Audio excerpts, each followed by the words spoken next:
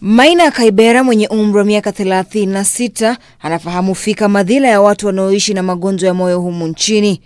Mwaka 2002 alipokuwa kwenye kidato cha 4 alianza kukohoa usiku huku akiwa na joto mwilini. Wakati wa likizo ya mwezi Aprili alienda hospitalini aliposemekana kuwa alikuwa anaugua pneumonia. So I take medication for pneumonia 3, 4, 5 days, no changes, and you go back. The cardiologist says you have a growth in your heart. So basically all these things I was having, coughing at night, sweating, fatigue. He says, cardiologist says you have a growth in the heart and you need to be operated on soonest possible. Ni swala lililomtikisa yeye na familia yake, ili walazimu kuharakisha ili apate fursa ya kufanyia upasuaji wa moyo ili kutoa uvimbe uliokuwa ukimsababishia maumivu. But the fact that there was a growth, so the first thing they had to do was to take it to the labs for biopsy to actually find out what kind of a growth it was. Either was it cancerous, malignant, so you could know how also to process the treatment.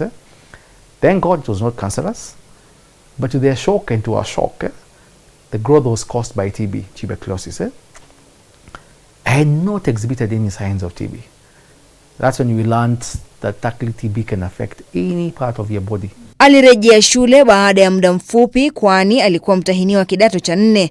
Aidha mambo yalienda mrama muda mfupi baadaye kwani alianza kuonesha dalili alizokuwa nazo awali. Mwaka 2003 alikuwa ndani na nje mwa hospitali akisaka matibabu bila mafanikio. So finally they discover that there is a leak in the prosthetic valve that was inserted after they took the growth. Because the valve is put, then is stitched on the heart. So apparently one of the sides had come off, so blood was actually leaking as opposed to passing through the valve, was passing on the side, and what was causing all these complications.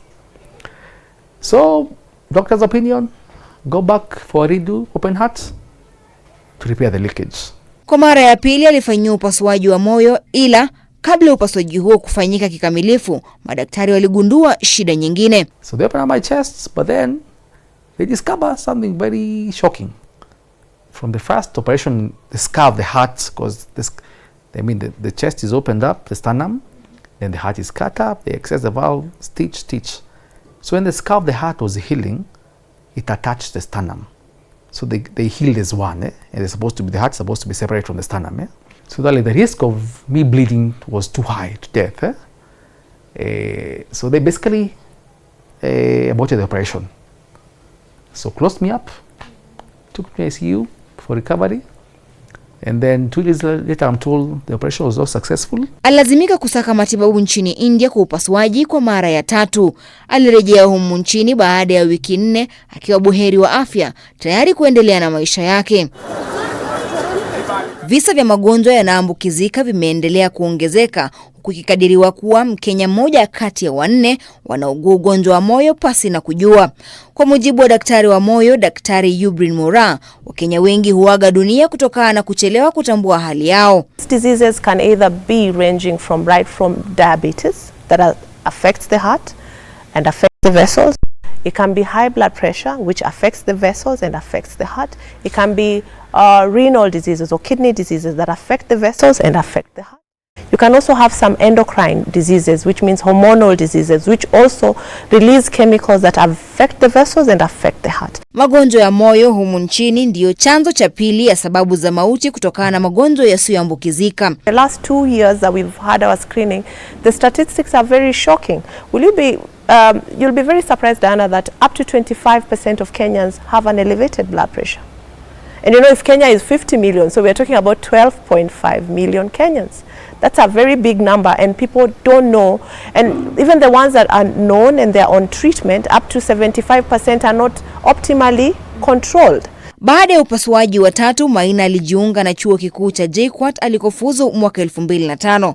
Aidha, baba huyu wa mtoto mmoja alipata tatizo lingine mwaka 2013 lililodhoofisha afya yake. I had open operation, and by virtue of fact how this is your 4th time, it would not be advisable to do it locally. So where do you go? They say back to India. Safari hii haijakuwa rahisi kwa Maina, ila familia yake na marafiki wa karibu wametembea naye kwa karibu. This condition was very new to me. I had never encountered anyone with such a condition.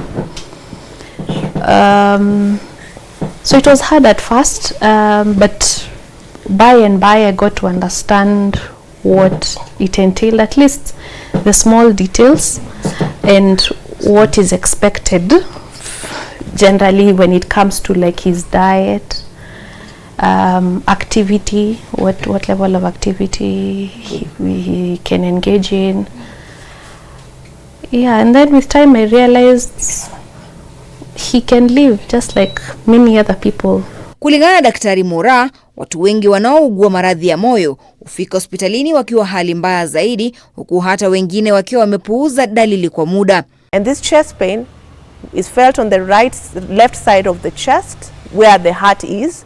A few people have their heart on the right side, but yes, most people have their heart on the left side, and this pain radiates to the left arm or to the jaw. Yeah. And someone will tell you that when that happened, when they had that chest pain, they felt like they were breathless. They had shortness of breath, or they were sweating a lot, or they had nausea. The other thing is that they'll have lower limb swelling. Their legs tend to swell and become, because of the fluid retention. And then you'll notice that these people even become puffy. Their faces they just swell up because the fluid is being retained. Katika kipindi hiki cha COVID-19, wagonjwa wengi wanaoishi na maradhi ya moyo wamo kwenye hatari kubwa zaidi endapo wataambukizwa na virusi hivyo. Dana Rose, K24, makala ya Siha Yangu.